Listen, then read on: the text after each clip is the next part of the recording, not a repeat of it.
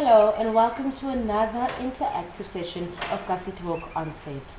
Our topic today will be skincare and we'll be talking everything that has to do with Moritelo Skincare. Our guest in studio is CEO and founder of Moritelo Skincare, Ms. Onneile Khwene. Ms. Onneile, thank you so much for joining us. Thank you for inviting me. Thank you. So it's very interesting because skin is a very big topic and you know this, and I think through the inception of Moritelo, you felt that a lot of people either struggle with skin or maybe you yourself struggle with skin. Yeah. So tell us a little bit about who you are and how Moritelo came into being. How the business Moritelo started, it's actually very weird. You know, with employment in South Africa, I struggled to get like a permanent employment. And I found myself at home without a job, and as a result that affected my skin because of the stress. So what I do know, sorry not to interject, is that I always take my mother's coconut oil. Yes. And I'm throwing it into things and I'm mixing my hair this and I'm mixing. Yes. So I know that there's a component of food that's Yeah. good for us. Look, Turmeric and everything. Yes, Yeah. food compounds, you find from the cupboard. I started with honey, ginger, cinnamon, and turmeric, and I applied it on my skin. So I used it as a scrub. Yes. When I very start. good. Before I go to sleep, I'll mix it and apply it on my skin. And my family will ask me, what is it? Moritelo. That's where the name comes from. Oh. Moritelo means it's a direct translation of mixing. In my language, Setswana. I still didn't see business coming in out of it. Yes. This lady approached me and, she had a very bad skin. She had blemishes. And she approached me and she said, no, what are you using on your skin? I said, no, I can give it to you. I'll give it to you. And she went to try it. She came back to me. She said, hey, whatever that you use on your skin, it works. Look at my skin. I couldn't even recognize it. And I was like, what? And she said to me, no, whatever that, it worked. Yes. So they came with the positive results, and that's where the business proposition came from. Okay. And I thought, okay, let me see how this works. I mean, I don't have a job. And first thing, I had to do research. I really had to understand skincare. Skincare is a very sensitive business. You have to be very sure safety comes first. Absolutely. So I had to, research and collaborate with the industry experts. I worked with CSIR universities. I just had to collaborate and so hungry to know more. It sounds like a very interesting journey, and in fact, it's not that you stumbled into your destiny, it's just that it took other ways for it to find you. Can you tell me about your history of early entrepreneurship in your character, aside from when you then started, mixing here and there?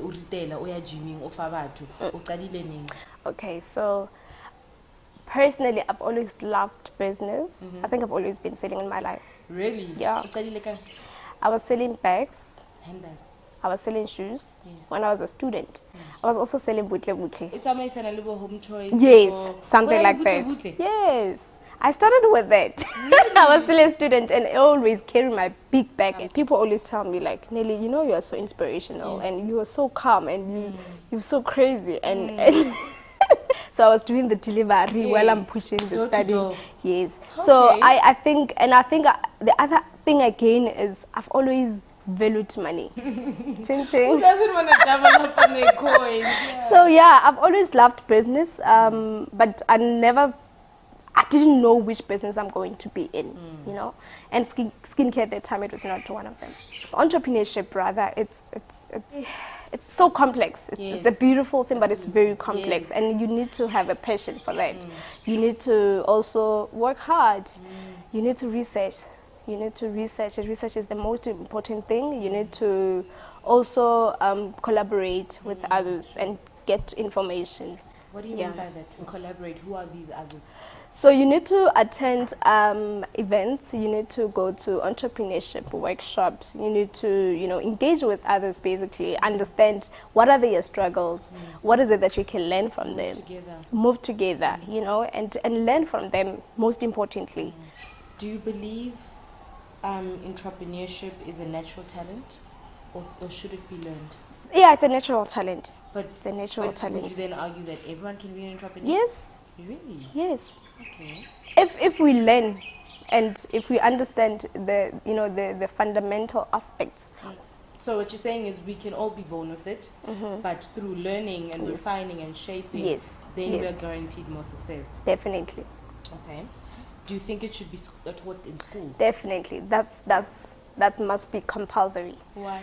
Because you know, we've been taught to go look for a job. Yes. You know, you go, you get your degree, you work, and then you buy a car, and then you buy a house, you get married. We've never, then you're successful. Yes. But we don't realize that, you know, the economy changes, and in Africa we need to have something that we call our own. What do you take from your personal entrepreneurship journey that you feel like you wish you were taught at school? I mean, in line with the question, you think it should be taught in school, but about your own personal journey. If you understand the value of money, you will go far in your business, because I mean, the business moves by finances. You know, you can't grow if you're not making money. That's the first. Secondly, just know that it's possible. You believe in yourself. I recently had a guest with us in studio, just like yourself, young entrepreneur, budding, and he said to me that he wishes everyone knew, in as much as there's competition, we all have a piece of the pie. Yes. In Definitely. whether it's the economy, whether it's, you know, the flow of money or whatever, but it's obviously, like you're saying, the techniques to sell, the techniques to understand the passion and the drive for what you're doing. Definitely. Yeah. You mentioned getting your foot in the door with CSIR and the importance of research and the importance of growing together, you know. So I want us to talk a little bit about how did you present the idea, as well as universities, and getting people to support your research idea, and what did the financial implication of that look like on you starting up? Yeah. Okay, so like I said, when you have a business, I think research is the most important thing. Absolutely. Before you reach into the marketing phase, you know. So you need to be ready. You need to know what is your plan, basically. Yes.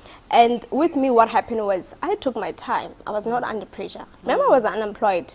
So I took my own time, and, you know, without any pressure from anybody, to say, I really want to do this right. You know what I mean? I mean, if you want to do business that you want to sustain, you are going to do the right things. You know what I mean? Compliance in the skincare.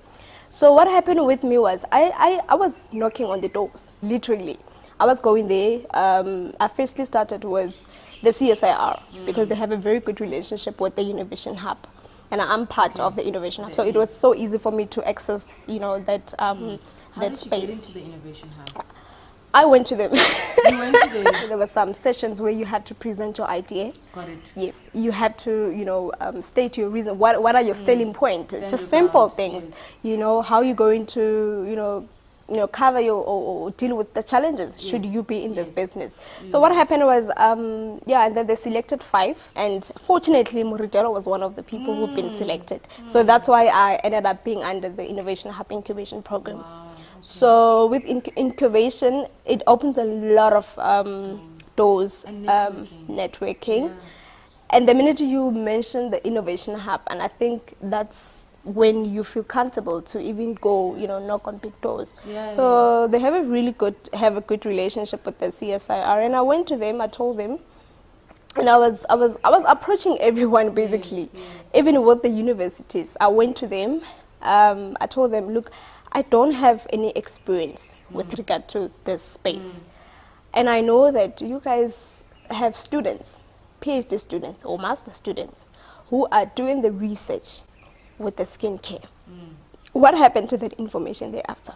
Because they are doing it for the academic purpose, right? So here I am, an entrepreneur who want to make use of an opportunity. And I approached them, and they said, well, we're actually looking for entrepreneurs like you who are going to, you know, take this information to go make it practical and come back to us and say if it's effective. So that's basically how I built up my relationship with it. I can't imagine walking into a faculty and saying, where are the theses? I go there, I sit down with the professors, and I think that's another thing. It gives you that credibility, you know. When you meet those people, you tell them, this is what I want to do. So if you have planned, you know, thoroughly, I think you'll get it right. So I went to them because I was looking for natural extracts. Organic products, Yeah. I was looking for natural extracts because I want my products to be focused on the green consciousness. Yes. You know, we don't want to use products that are chemically infused. Yes. We want to go through, we want to do natural, we want to use natural rather. So what happened was, that it's been like a journey. Everything was happening so fast. You know, at some point I found myself also under the Sun Bio. It's an initiative society in Africa. We connected with other entrepreneurs from different countries. We have Botswana, Lesotho, Namibia, and there was a workshop in Cape Town that I had to attend to network. That kind of space that I'm telling you that you need to really know who you speak to and what are the benefits, how this information is going to add value to you. Everybody knows when you start entrepreneurship, you're self-funding. Everything's coming from Yeah. your pocket. True. And the higher you go up the ladder, the more the financial That's very true. gain, or rather expectation. And so now with the Sun Bio and you're going regularly to Cape Town, that's no small feat for Yes. someone who, remember, was unemployed. Yes. So I want to know, is it a pool of people who are supporting the growth of SMMEs that we all need to be made aware of? Yeah. Look, all these agencies are helping those who are helping themselves. You understand? Really? So with me, I remember I was selling. I'm still selling. Okay. Even though haven't finalized So the now product. you've gone from giving to selling. Yes. Like I said, money is very important. At some point, you need to make sure that this is how I'm going to save. This is the money for the stock. You know, you just need to be very conscious in terms of your expenses in your business. You mentioned that you are now selling.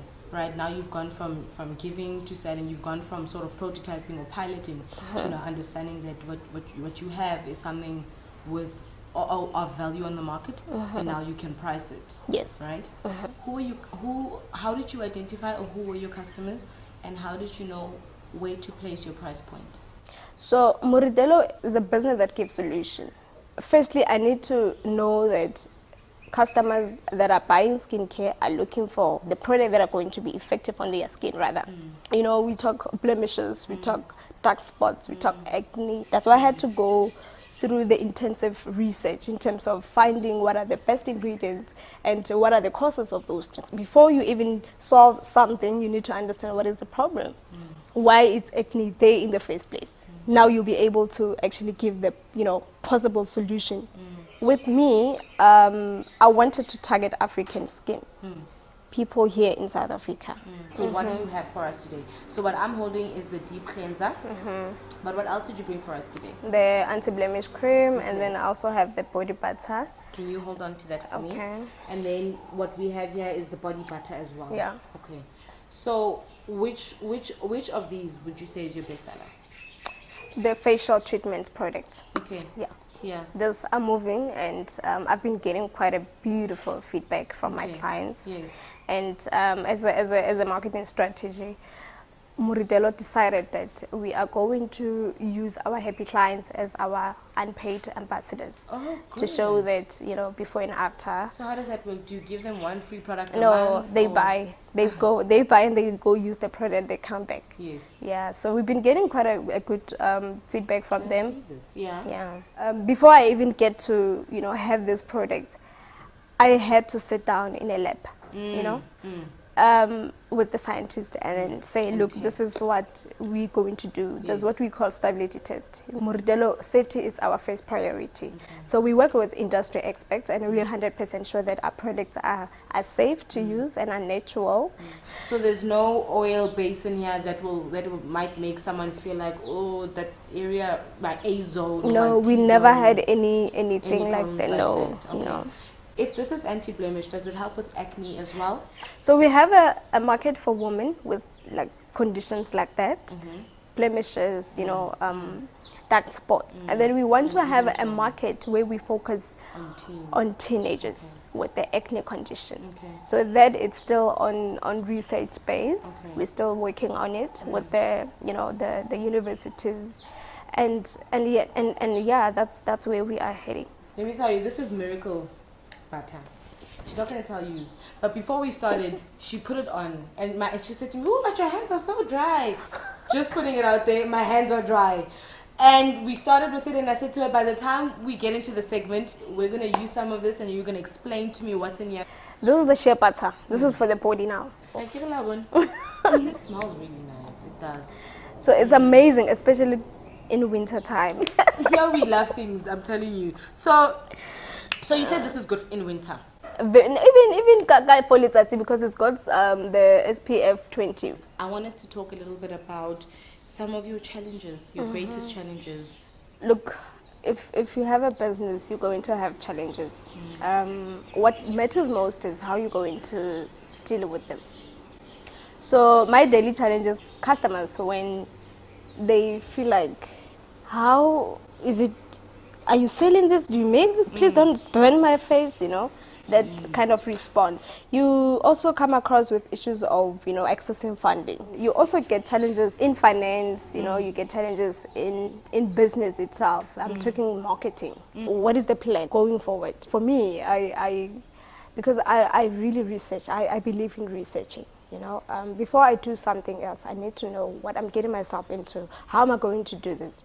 So I approached, marketing experts, and some they are really brutally honest with me to say, look, the word no, Moritelo, no, it's not going to work. Find something that it's suitable, that speak, the same language with the people who you're selling the products to. So those are the challenges. And when I think about it, I built the brand Moritelo because I've got a story to tell. And, the name Moritelo didn't come from me. It came from, the situation itself. What are some of the milestones that you really pride yourself in? I think the milestone that I can talk about right now is to be part of the Bio Initiative Society. I remember 2018 was very hectic, was very busy for Moritelo. I was traveling, going to Cape Town, getting radio interviews. So it was very exciting. Okay. Where can we find you? We have an Instagram and also Twitter, Moritelo Naturals Care, moritelo.co.za. We have a Facebook page, same Moritelo. On your website, is there an e-catalog? Yes. Okay. Yes. So that also shows prices and pricing and information, contact details. Variety. Yes. Okay. What stands out for you? What is it? What do you want to be remembered for? Yeah. I've well, never. It's fine. You know what? Some people take it in stride. Some people ride the way. Is this part of the... This definitely is. This is what we're going to remember you Oh for. my goodness. No, I will answer the question. I think I love it. I really, to be honest, I've never thought about it. I'm going to sit on it. And I already have to tell you right now, what is it that I want to be remembered for? So tell me your story. I must still, okay, so I want to be remembered for working with young women in healthcare. Yes, girl. Yeah. So Sianda was here and Sianda was working with... Yes, girl. What does the future look like? Moritelo is going to be a brand that is trusted. This thing came from nothing, just nothing, And I think for me, when I say I want to do this, I want to do it. I believe every African child can do it. Thank you. Thank you so much for coming. Thank you. We are always here. If you want to share more and more and more, you can always have a seat in our couch. We will always have our door open so we can really canvas the growth of Moritelo as you take every milestone. Thank you so much, Sianda. Thank you. Guys, that's it. That was today's session. We had a lot of fun. Like I said, we are always so ready to share the dynamic stories of every black entrepreneur. So please do join us again next time. My name is Sianda Wagamavoso. We are Vula Research Services, and this was